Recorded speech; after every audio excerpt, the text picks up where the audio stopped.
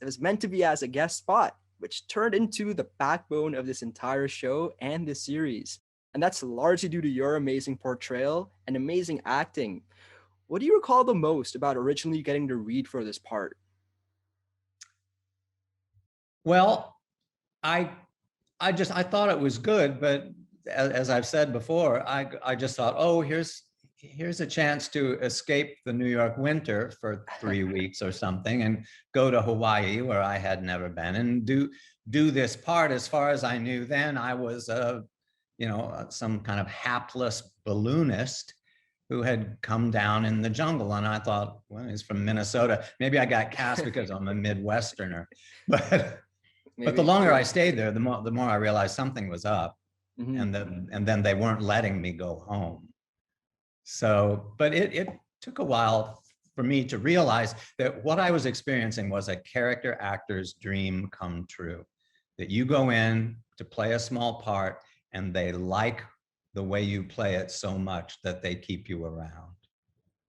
And then it blew up into a whole thing. He was a good enigmatic villain. That's true. And you know what? I'm really curious to get your perspective about this next question.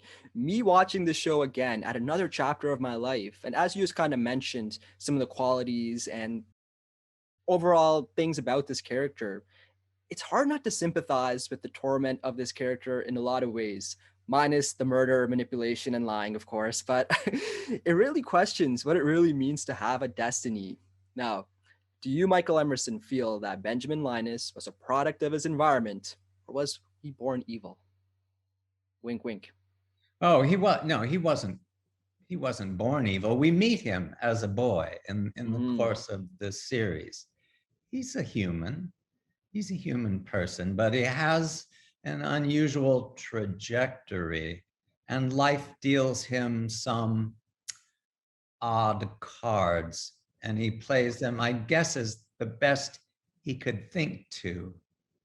He he suffered from a kind of fanaticism, and he thought he had a mission, I guess, and the mission warped him so that he became ruthless, extremist, violent.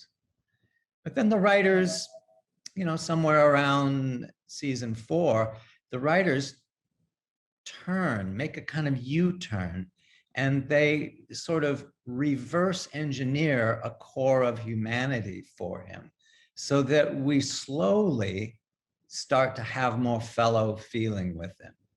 It comes at a moment where he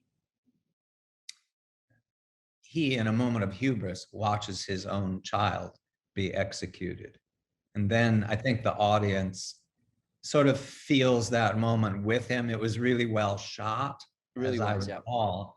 And I think everybody begins to think, oh, you know, he's got a lot on his plate.